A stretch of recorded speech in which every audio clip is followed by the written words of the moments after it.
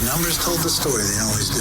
It's one of those idiots who believe in analytics. This is a numbers game with Gil Alexander on VSiN. Good Thursday morning. Tune is a numbers game at VSiN, the Sports Betting Network, VSiN.com, Game Plus, iHeartRadio, YouTube TV. How about Sirius XM Channel 158? However you're taking us in, we appreciate it. It's Gil Alexander. This is Kelly Bidlin, a little two-finger wave. Live from Circa Resort, downtown Las Vegas, Nevada. Oh, what a day it is. Let's get this going. 72 hours now? Is that correct? Yes, 72 hours plus before Super Bowl 59. Bill Krackomberger will be here, of course, unscripted on a Thursday. Still is the Zach and Crack show at its heart on Thursday. Zach Cohen will be the first part of that Zach and Crack part. VSiN senior editor. He'll give his thoughts on Super Bowl 59. He'll talk some NBA with us, which we'll talk momentarily, sir, about maybe some tennis plays from Zach coming up. Myles Garrett, Cooper Kupp, next team. Yep. We can look into that because there are odds posted. And Mike Pritchard, national champion at the University of Colorado, former NFL wide receiver and all-around great guy, friend of VSiN. He will join us to give his thoughts on Super Bowl 59 from the player's perspective. Are you making hand signals to folks back there? Yeah. Waving folks around? Yeah. Is that the first time I've ever distracted you with that? Yeah, kind of. So here's the deal. But before we get to all that, tonight, again, a special reminder here from a numbers game. Tonight is NFL Awards night. Let's go. Let's go. Come on. Let's catch some tickets. It is the only question is after the, Jaden Daniels is going to be the offensive rookie of the year. So it's going to be a winning night no matter what. But can we do the Jaden Daniels, Lamar Jackson, Kiniella? Let's go. Lamar Jackson for MVP. Let's go. It's absolutely right. Yeah, you and I will be eagerly awaiting those results. And I stand by what I've said multiple times ever since I made the bet. No matter what happens with Comeback Player of the Year tonight, I'm going to be furious. Joe Burrow wins, I win money, but I should have bet way more, or some other ridiculous human being wins. So there's a little numbers game tradition. It's a VSiN plus thing. But we didn't really know that we had this tradition until we figured out in retrospect, oh my God, this is becoming a tradition. We're supposed to go to dinner. Yes. It's me, you, and it was Matt Brown, as last year, with Aaron Schatz. Aaron Schatz, the creator of DVOA and now is at FTN, but was the creator of Football Outsiders. Last year, we were at dinner, the four of us, as the NFL awards were being announced. Why is that significant? Because Aaron is one of the 50 award voters, and he learned that Lamar Jackson was winning the MVP, but the other detail given was one short of a unanimous vote. Aaron knew that he was responsible for that. And so for about 5 minutes at dinner, he spiraled into depression. He really did for 5 minutes because he was like, oh my God, once people find out it's me, good God, they're going to be angry at me, maybe even Lamar himself. Now, Lamar let him off the hook. Lamar was cool with it. He was, yeah. But he did take a lot of incoming from people with a lot of really, can I be quite honest, embarrassing sort of accusations. And it hurt him for a little bit. It was an awkward few moments at dinner. Was awkward. There's no doubt about that. It was awkward. It's where alcohol helps out. So we're making this a tradition. We're going to go out to dinner and we're going to FaceTime Aaron in. That's what we're going to do. Well, we're going out to dinner tonight, but we didn't really plan on. No, we didn't know it was during the awards. We didn't put two and two together. And once Gil and I finally did yesterday, it was like, well, we got to get Aaron involved somehow because we got to get Lamar home. He did sort of quip at one of his appearances on this show earlier this year. He goes, watch me be the only person that votes for Lamar this year, and everybody else will vote for Josh Allen. I don't think that's going to happen, but he was just sort of saying, can you imagine if I became the reason 2 years in a row that someone wasn't unanimous? I don't think we'll have anything close to unanimous on that tonight. So we look forward to awards being announced. That begins at 9 p.m. Eastern, 6 p.m. Pacific, when the awards are announced. National Football League AP awards tonight, and thank goodness, thank you to football for not extending it in the way that baseball does, where we would have had to have waited. The equivalent would have been we'd had to have waited into March for some of these to be announced. I'm glad you brought that up though as well, because the as you've picked up on the kind of tells and giveaways with MLB, with who's making announcements. Yeah. It's not the same thing with the NFL. I don't know about you. I got a whole lot of tweets yesterday. I know we brought it up on the show, but just if you're seeing guys on Media Row or down there in New Orleans, I have no idea, Gil, like who all shows up for this award show. We don't really know that. I would assume most of the finalists are there. So just because you see one guy doesn't mean he's going to win an award for sure. Also, baseball figured out that we were levying that criticism, not just us, but a lot of people. And so they sort of adjusted for it this past year. Well, let's see if we can't make a futures bet, or if there's a futures bet to make in the National Basketball Association. Obviously, can't make those anymore for the NFL awards tonight. But as far as teams, did this trade trigger any bets? Big trade in the NBA, not quite in the Luka Doncic, Anthony Davis stratosphere of big trades, and maybe you don't think this is a big trade. Maybe it's just kind of ho-hum. The Warriors and the Heat, the biggest players in this one. The Warriors get Jimmy Butler. Do they get playoff Jimmy with Jimmy Butler? Only time will tell. Warriors got to get there first, and then we'll see if playoff Jimmy shows up in the postseason. But the Warriors get Jimmy Butler, which really, honestly, is probably the best outcome that both the Warriors and the Heat could have expected at this point. Warriors, I think it was kind of underrated how they needed to make Steph happy. Steph was kind of starting to talk a little bit. Can't have that civic treasure unhappy in the Bay. So they get Jimmy Butler from the Heat. The Heat in return get Andrew Wiggins, who, as a Dubs guy, I've always had a soft spot for. He was a key cog in their last championship. Andrew Wiggins goes to the Heat. PJ Tucker via Utah. I believe he's 74 years old. Let me check on. I'm being told he's 39 years old. Yeah, PJ Tucker goes to the Heat. Kyle Anderson also from the Warriors to the Heat. And a protected first round from the Warriors to the Heat, which is a top 10 protected pick, which you would assume, and you know what they say about assuming, but you would assume would convey to the Heat unless the Warriors just go completely into the crapper on that one. Pistons also involved. They get Lindy Water. They get Josh Richardson. Jazz end up with the Warriors, with the former Warrior, Dennis Schrader, in this multi-team trade, what ends up being a multi-team trade. Schrader never really worked out in his brief time with the Dubs. So the question becomes, now the Warriors go down. This is like, the move from a betting market standpoint. NBA title, 40-1 to 30-1. You know how this works. Western Conference kind of chopped that in half. I guess my question to you, Kelly, is this. Is that the proper way to couch this? That the Warriors, what the Warriors get out of this is the best they could have done. KD said in the end, I'm not interested in going there. That was probably their first choice, at least in the recent days. They end up with Butler. Butler does sign an extension through a 2-year extension for $121 million. So he'll be, let's put it this way, Butler will be happy at least through next year. After that, all bets are off. Best case scenario for the Warriors, they get to the playoffs, then they get playoff Jimmy, and you can't possibly want to play a Steph Curry, Draymond Green, Jimmy Butler team in a best of 7, especially if you're a young team. That's best case for the Warriors. For the Heat, win one playoff series, maybe. Yeah. I mean, look, this is the biggest story here is the trade that didn't happen, right? The fact that Kevin Durant possibly was going to get traded and was going to get involved, and it really sounded like it was going to be a 3-team deal between Warriors, Heat, and the Suns yesterday for a very long time. And Kevin Durant said he didn't want to go play for the Warriors, and then it all got changed from there. So I think the Heat had kind of bought into the whole idea of Andrew Wiggins all along, so very quickly pivoted to, okay, fine, we'll just talk to the Warriors then, get it back. I think you broke it down well. Like, this is a trade.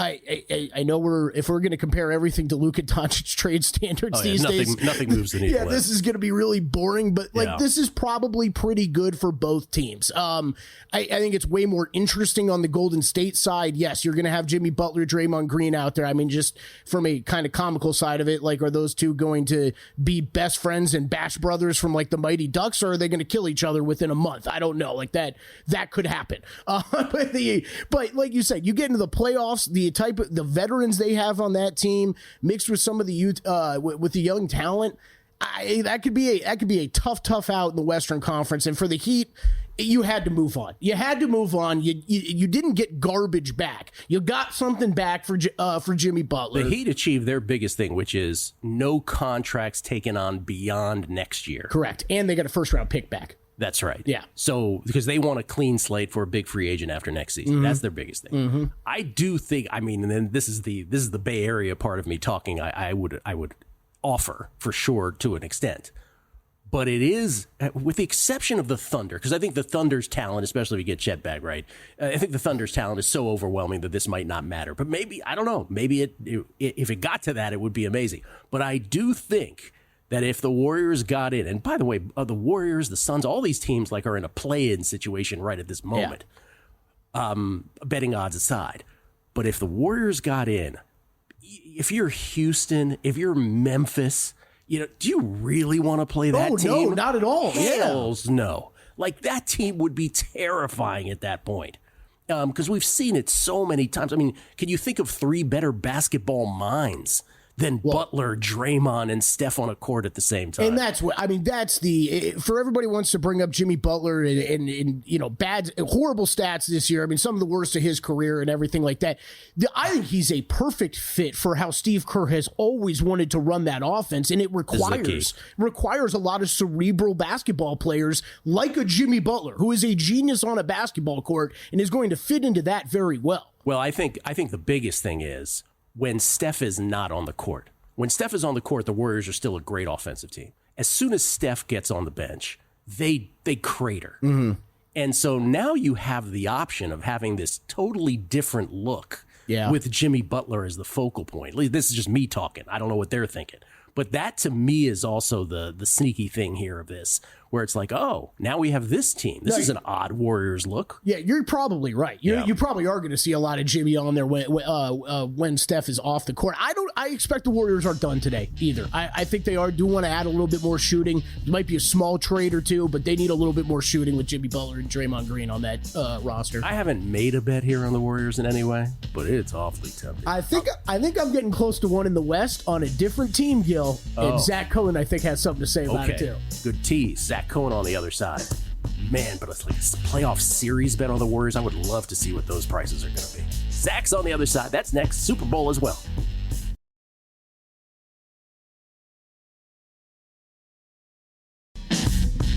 A numbers game on VSiN, the Sports Betting Network. Want to bet smarter? Start with Smarter Insights. Right now, you can check out articles like, listen to this one. Brent Musburger's Super Bowl 59 pick. Let's go.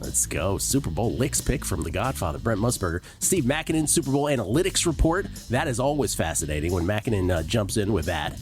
Greg Peterson, not to be outdone with his college basketball best bets. Also coming up today, Zach Cohen's best NBA props and picks. If only we had Zach around, we could ask him about that stuff. Jonathan Davis's best bets in the NHL, Adam Burke's best bets in college hoops. To get access to all the articles on VSiN.com right now, you can sign up for $59 off an annual subscription with promo code ANG. ANG is an A numbers game. Just head to VSiN.com/subscribe to sign up today. Skill Alexander, that's Kelly Bidlin. Zach Cohen does join us right now, courtesy of the Progressive Guest Line. Of course, you can follow Zach on Twitter at BettingOnX. Not betting on Twitter, betting on X, because the kids call it X. He's our VSiN senior editor. How you doing, Zach? I'm doing well. Been an exciting week with all these NBA trades. Excited to talk about them. Well, so Kelly off air before you got on, and we saved this for air because I want to hear about it. So couch it give the story about how Zach called exactly. So in the legendary Hardwood Handicappers text group, okay? Sure. Zach texted me something and was specifically for me because he had said it on air last night with JVT. He says, Kelly, I just said blank on air to JVT. Yeah. And I think I believe it. My eyes rolled so hard in the back of my head. I thought they were going to fall out of the back of my head. And then I watched about 45 minutes of basketball last night, and I was like, this Zach Cohen might be onto something here. He might be onto something. All right, Zach, what was your outlandish remark that Kelly eventually got around to? Yeah, so I gave out the Spurs at 100-1 to win the Western Conference, and I pretty much said that I believe that this team, there's a really good chance they're the second best team in the Western Conference now on paper, and really just have to hope that they don't face the Thunder in the first round because you'll like their chances in any other series. And I think that we saw quickly last night against the Hawks, obviously not a great opponent, but it's going to be a really, really good team offensively, and I think that they're going to be better and better defensively as they kind of figure out the rotation. Spurs not even in the play-in where the playoffs should start right now, or the play-in games to start right now. They are on the outside looking in. But I do think that is not an uncommon takeaway from all of these trades, including the Butler trade yesterday to the Dubs, including Luka to the Lakers, and the AD trade, that De'Aaron Fox to the Spurs might be the single most impactful in terms of at least moving a needle for a team, which I guess is what you're saying. Yeah, I think so. I mean, obviously, I'm really high on the Lakers after this morning. I think that, the Luka trade on its own did not move me that much, but getting Mark Williams and solidifying the center position with a very good athlete, a very good play finisher, and a player that I believe has more to offer defensively than we've seen in Charlotte. And, there are reasons for him to play better defensively outside of Charlotte. I think that that's going to be a very good team moving forward. And I think that the Lakers did themselves a lot of favors by playing kind of well, while guys were injured, and they're now fifth in the Western Conference as opposed to, like the Spurs being in the play-in tournament. They are in pretty good shape in the standings, so there's definitely some room for them to make a run as well. Yeah, Lakers needed a large human. They got their large human in Mark Williams, and it took him Dalton Connect, though, to get him, along with Cam Reddish at 2031 unprotected first, and a 2030 pick swap. Man, we're already trading 2030s. Yes, the joke this morning is that they traded more for Mark Williams than Luka Doncic, but that is the proper, leaving out a top 10 player in the NBA. Right. Proper joke to make, although not true. That's right. Anything in the NBA tonight, sir? Yeah, so I have the Mavericks plus 10.5 against the Celtics tonight, and I believe Anthony Davis is playing, which is why I feel pretty good about grabbing double digits with Dallas. I think the Celtics team this season's 12-18 against the spread as a favorite of 10 or more, and just a team that has not really been reliable as a big favorite all year long.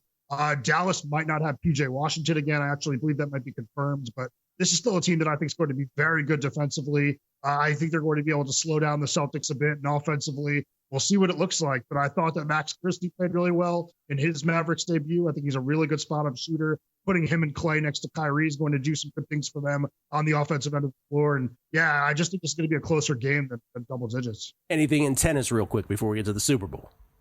Only one that hasn't started yet. I have Anna Bogdan to beat Elisabetta Cochereto. That's a match that is being played in Romania. Bogdan is Romanian. I told Kelly I was going to stump him with the name. I see him throwing his hands up. He's very upset. Kelly's getting very angry. Cochereto's a player that is, she's an aggressive player, but can be highly erratic and has been erratic to start the season. Just 1-3 in 2025, has not been serving very well. Bogdan is a very good defensive player, baseliner, playing at home. I just kind of think she's going to do a really good job of forcing errors out of Cochereto. Yeah, that's the nicest name in women's tennis, Elisabetta Cochereto. Yeah. I would have been okay with that one. Yeah. I found it. Yeah, good luck I think I could have pronounced it. It's close. Super Bowl 59, Zach. Super Bowl 59, a little more than 72 hours away now. Remind us how you're betting this on the side and or total first. Yeah, so I grabbed Eagles money line at plus 114 very early in the process, and I have now since added, I guess, a little bit of props that kind of solidify my position on Philadelphia. I think that this is a game that the Eagles very much can win. I know that there's the Patrick Mahomes factor. It's very scary, but I do believe that Philadelphia is a better team on both sides of the ball, and I think that seeing Hurts play as well as he did against the Commanders kind of alleviated some of my doubts about them. I was kind of low on him heading into that game after the Rams game, but he looked healthier. He made the right throws, and now I just kind of think that they're going to take care of business. I think that this a game that obviously a lot of people have this, but Dallas Goedert should have a big game. I took over 47.5 receiving yards, and I also took to lead the game in receiving yards at plus 850. Now, the Dallas Goedert props have to be the just anecdotally the most popularly played, I think. Yeah, I think that it was the most popular over. Yeah. Okay. Anything else prop wise besides the ones you mentioned?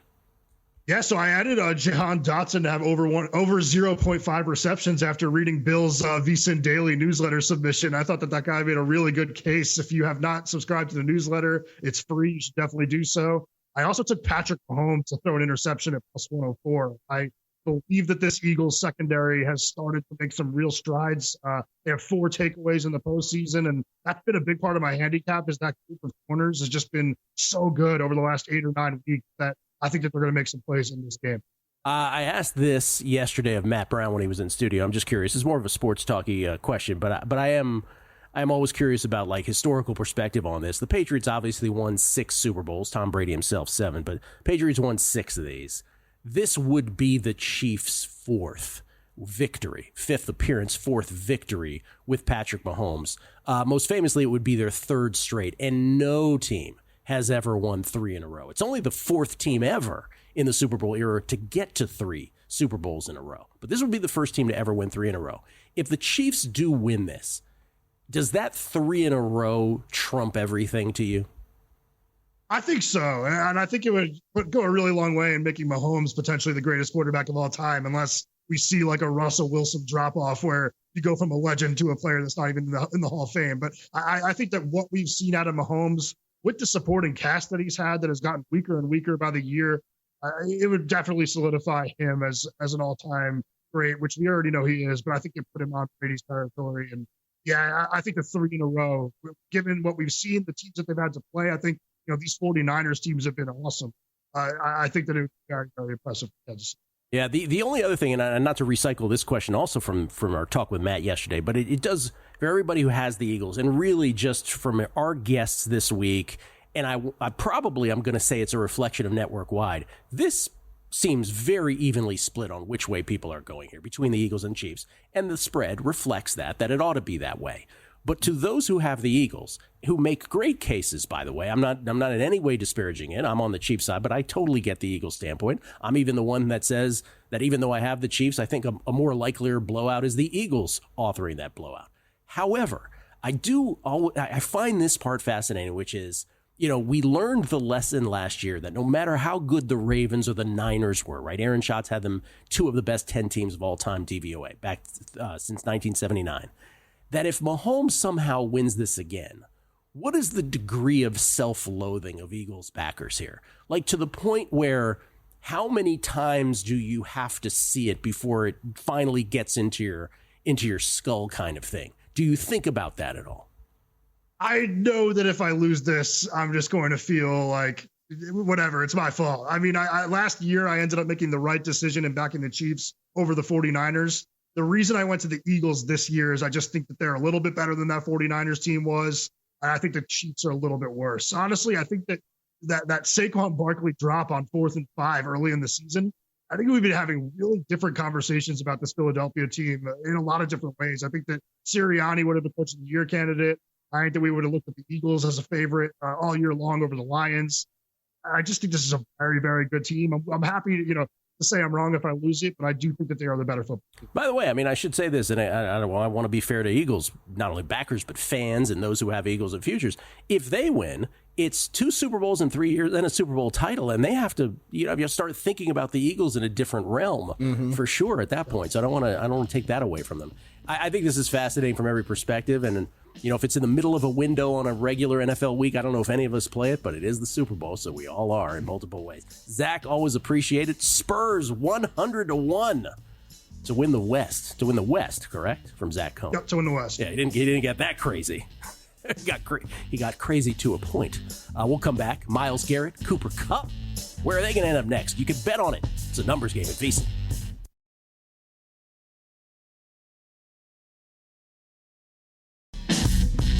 A numbers game on VSiN, the sports betting network. Back on the numbers game live from Circa Resort Casino, downtown Las Vegas. Gil Alexander, Kelly Bidlin here as well.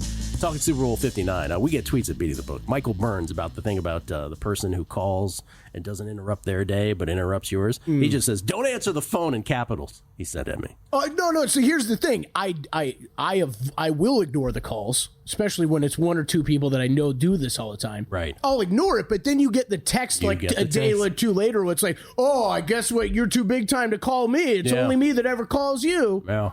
See, Spackler. It's all guilt trips, man. I took some Hamlin based on the difficulty of resurrection. However, that may not be enough for live people to appreciate. Go Lamar. Talk about the awards tonight. Trip Tepper. Based on the roster and how much they overachieved relative to expectations, Commanders head coach Dan Quinn should be Coach of the Year winner. Full disclosure, I bet Quinn 30-1 before the season, so my viewpoint is very biased. Thank you for the honesty there, Trip. Dan Greschel. Gil, I am that person. I call my parents for the just because calls when I'm on my way home from work because I have 2 toddlers at home. Please don't hate me. Well, you got 2 toddlers. I'm not going to No. See, Dan, you're not that person because you recognize you're that person. That's right. The importance. Gil and I were talking about this the other day because old Thad Bidlin, my dad, I'm on the phone with him. He's driving down in Florida. And I tell him, hey, Pops, like, great catching up with you. I'm a little busy here. And he's like, oh, no, you're all good. Like, go ahead, do your thing. Like, I'm just driving anyways. Yeah. So at least he could recognize what he was doing. You recognize what you're doing. Some people that don't think they're doing anything wrong that we have a problem with. Eric B. Not that Eric B. But maybe it's that Eric B. I don't know if our Kim is around. He said, tailed Jim Root on his picks from the show yesterday. 3 winners from 3-man weave. Appreciate that. Bang. There you go, James Patrick Root. Jason H11, the Cowgirls aren't listed as a landing spot for Garrett because he said he wants to go to a contender. Yeah, no, I know he said that. But he is from there, if you know what I mean. 22-1 for the Cowboys. 22-1. Ian McDonald, my first question when calling anybody at any time on a personal phone call is, are you busy or are you right in the middle of something right now? Avoid being that guy. Thank you, Ian. Thank you. Ladies and gentlemen, he played the game. He's a national champion at Colorado. He played in the National Football League as well for multiple teams at wideout. He comes to us courtesy of the Progressive Guest Line, the nicest guy you'll ever meet, our buddy Mike Pritchard. How you doing, Pritch? I'm hanging in there, fellas. Yeah. Did you say 3-man weave? 3-man weave, that's what they call themselves. You remember that drill? Do you remember that in basketball practice? Cool. Yeah, that's pretty cool. I like that. I don't know if they do that anymore. Are you familiar with the 3-man? I think they still do it, probably. Pritch, what do you think the 3-man weave was supposed to teach us? That drill. I mean, that's a good getting question. down the lane, right? Make sure you're getting up and down the court, I would imagine. Yeah, being able to pass on the fly, I guess. Right. I mean, I think it was mainly just conditioning stuff. Yeah. The thing is, there is no situation in basketball where it's an actual 3-man weave actually occurring. I know, exactly. Pritchard, the perfect guy to ask this question. So the only sort of weird thing that has come up here on the injury report, Kansas City is unscathed. Yeah. But Philadelphia, Jalen Carter, when he's not busy slapping Tyler Biadasz in the face and not getting flagged for it or poking Tyler Biadasz in the eye, he has an illness. And I'm just curious from a player's perspective, when someone has an illness, what is the locker room panic degree on something like that? Well, think Petri dish, Gil and Kelly. I mean, there's so many germs in the locker room, you could imagine, right? There's so many different ways that could get out of hand that they need to nip it in the bud. Certainly they need to make sure they can separate Jalen from a lot of guys or everybody on the locker room if they caught it early enough. And then certainly they got to get him better, right? And they got some good stuff in the locker room, guys. If they can get him right, which I'm sure they will, he'll be good to go for the game. But more importantly, they cannot allow that illness to spread to somebody else. And then that spreads to somebody else. All of a sudden now you have several illnesses within that locker room that can hinder your roster that way. So, yeah, so the media doesn't make too much of that when they do bring that up. Like, oh, you don't want, I mean, because obviously there is a horrible scenario. Right. If you do let that happen, yeah. You know what? I think insiders will follow it up, because insiders know. I mean, they're in the locker room all the time, and they'll understand that. They'll ask those questions. And so if you're looking for more information about that situation, just lock in on those insiders right now. Yeah. Only Jalen Carter, Kenneth Gainwell, and Brandon Graham limited participation with the Eagles in terms of practice. How do you see Super Bowl 59 going, Mike? And if you were betting this, where's your bet? Well, first of all, I wanted to wait to this week. I'm glad to hear the reports that there's line movement towards Philly because I was hoping that would happen. Even though, I could have made the bet on Kansas City last week, but I'm waiting and see if this game gets to a pick'em. If it does, that's even better for me. I like Kansas City. I think they just have that clutch gene. I think if you look at the profile of the Chiefs from a dynasty standpoint, they fit the profile, right? 40-11 over the last 3 years, regular season, a dominant football.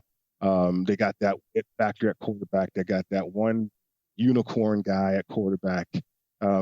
It's hard to beat a dynasty. It really is. And people scratch their head year after year. How did he get it done? Well, the Chiefs are consistently clutch. They make the plays when they have to. Spags calls the right defense when he has to. Andy Reid comes up with the right play when he has to. And the fellas on the field execute perfectly when they have to. I mean, that's the essence of a dynasty, and that's hard to beat. I think, to be honest with you, I think Philly has a better overall roster, talent-wise, and schematically, they can do a lot of things too. But at that quarterback position and that mindset, 40-11 over the last 3 years, that's going to be tough to beat.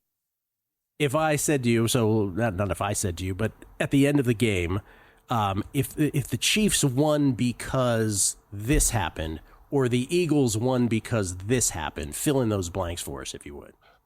Okay, the Chiefs won because they created big plays. I think a lot of people are bringing up the red zone inefficiency for the Chiefs, and that's true. And then the red zone dominance from the Eagles defense not allowing touchdowns, that's true as well. I think Andy Reid and Patrick Mahomes have had 2 weeks now to work on this. They're going to have to implement that big play, that air raid essence again, that Tyreek Hill back in the offense. And they have 2 guys from a scheme standpoint that can do that, along with Travis Kelce with the run after the catch. And, that's going to be interesting. And then on the other side, the Eagles, they're not a ground and pound kind of team. They're an explosive running game. But Kellen Moore has that Boise State in him, right? Could we see the Statue of Liberty in this game? That kind of play, that kind of trick play, right? Can we see another Philly special derivative or something like that from a creative play caller who's had all year, and now you got 2 weeks to really break it down and try to throw in some of that Boise State magic. I wouldn't be surprised if that's not if we don't see. I would be surprised if we don't see that type of trick play out there from Philly. Since you're on the Kansas City side, I will ask this, and it also works better for Kansas City because I think Philly with Saquon Barkley, it sort of limits the distribution of like who could be a superstar.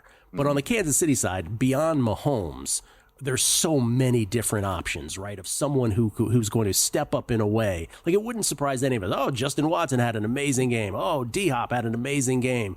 Pick your poison. Who do you believe that will end up being for your Chiefs in this?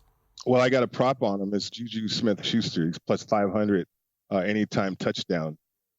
Because just what you said, the Eagles and Vic Fangio, they're going to have a game plan for Kelce. They're going to have a game plan for Pacheco and Hunt. And, they're going to try to neutralize Patrick Mahomes. They don't have a game plan for Juju Smith-Schuster, right? So with him in the game, and we saw Mecole Hardman catch the winning touchdown last year in the Super Bowl. It's Jawan Jennings got an anytime touchdown for me last year in the Super Bowl. So it's those others that Shaq talks about often that show up in these big games. Timmy Smith. Smith. Remember those? I think you back there, right? So, it's guys like that come out of nowhere in a Super Bowl that should surprise people and then also can help cash a big ticket as well. You know what I noticed last week, and I mentioned this on the show. I'm curious if you have. Juju runs out of bounds too easily. Like I'd like to see him have some contact. Have you noticed that a little bit about him? Well, he's not the fleet of foot, Gil. Yeah. But he's crafty, and he's forgotten about a lot of times. And if Patrick Mahomes is scrambling around a little bit, they're trying to make something happen in their red zone. Somebody breaks down in coverage, or they just forget about the guy. Patrick will find a player like that. So I think all hands on deck in a game like this, and certainly Patrick's probably filed that away too. If I can get Juju Smith-Schuster involved in this game, that could break down the Eagles defense a little bit. Look, Gil, not everybody can be a tough wide receiver and running back like Mike Pritchard, okay? Right. It's very true. But that is an NFL wide receiver saying that he wants props on a wide receiver in this game, Juju Smith-Schuster. Right. Mike, I appreciate it. I hope you feel better. I know you're playing hurt here today for us. I am. Thanks a lot, guys. Enjoy the game. You too. Mike Pritchard at MIPritchard on Twitter. Of course, you can always follow him there as well. Really appreciate him coming on. He was not feeling well, as you could tell, but he certainly got his bets in. Yep. Fought through it. Bill Krakenberger, unscripted on the other side. It's a numbers game at VSiN, the Sports Betting Network.